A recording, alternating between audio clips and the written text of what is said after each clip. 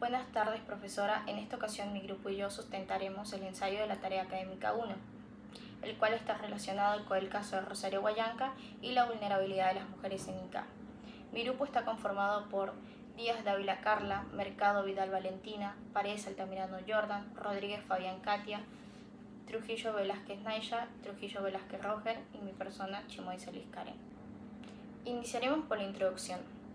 Como sabemos, a través de los años el Perú se ha convertido en uno de los países con las más altas tasas de violencia de género a nivel mundial, siendo así que 7 de cada 10 mujeres en algún momento de sus vidas han sido víctimas de violencia, ya sea psicológica, física, sexual, teniendo por consiguiente que a largo plazo se desarrollen en ellas múltiples consecuencias y efectos con respecto a contraer depresión y baja autoestima, repercutiendo en sus actividades diarias, como es el aspecto laboral, educativo y social. Con respecto a ello, teniendo un problema más reciente es el caso de Rosario Huallanca, donde cuenta y hace mención en Ica, las mujeres son llevadas a la carceleta solo por el hecho de defenderse, producto a que han sido violentadas por diferentes factores. Y son los mismos fiscales, hombres y mujeres, que bajo el pretexto de la responsabilidad compartida, que es lo que establece la ley, deciden hacer caso omiso a la problemática y no dan una buena defensa a la agredida.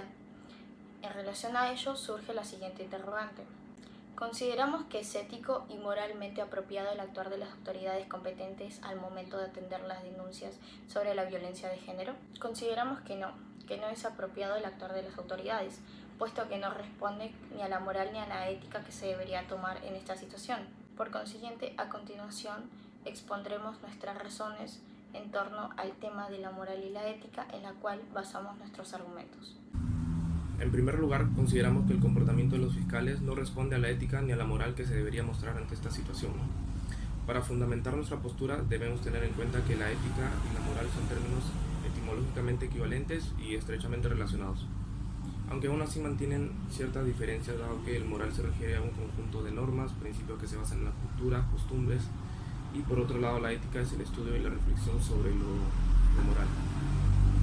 Esto va a permitir que el individuo se pueda dar cuenta entre lo que está bien y lo que está mal, ¿no?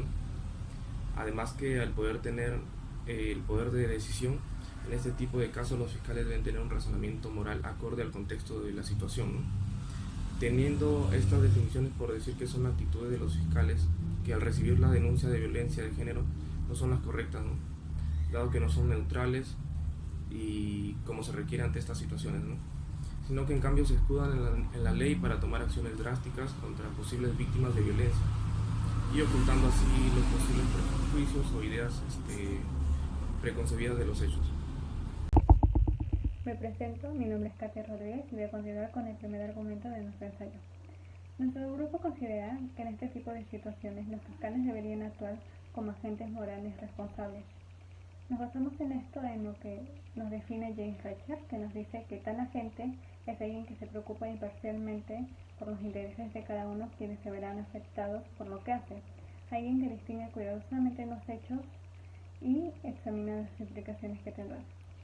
Siguiendo este concepto y dado que los fiscales en un futuro actúan de esta forma, los casos similares en la región de Ica a futuro dejarían de ser tratados de manera imparcial bajo una excusa de responsabilidad compartida, sino que se tendría en consideración las circunstancias bajo las cuales se llevaron a cabo estos hechos.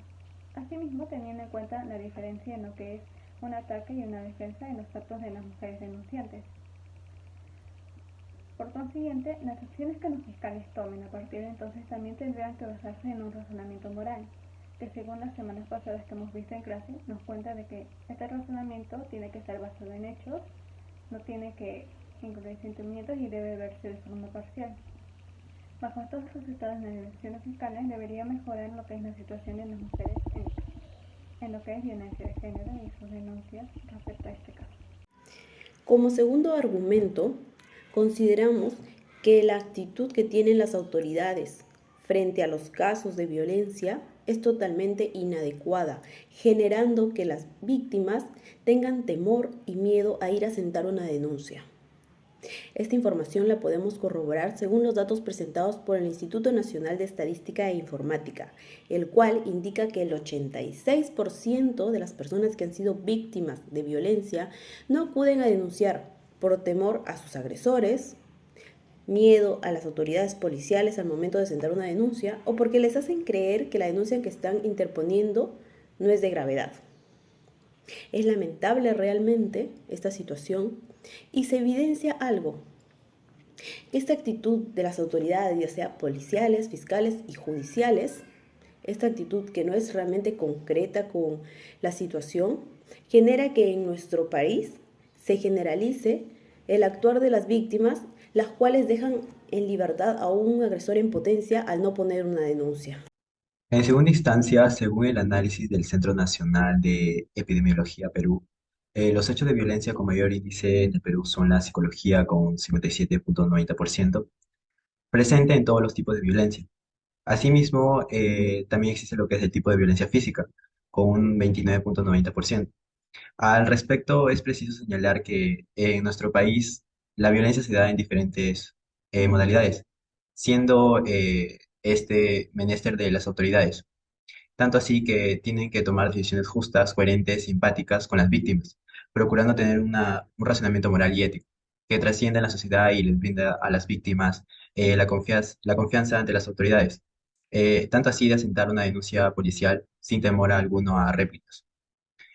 Por lo tanto, se puede determinar que una conducta ética de estas autoridades influiría en lo sucedido en Ica y las víctimas compartirían también ello, sino que las autoridades también deberían tener consideración ante las circunstancias en las cuales se llevaron a cabo estos hechos, teniendo en cuenta la diferencia entre un ataque y una defensa en los actos de las mujeres denunciantes.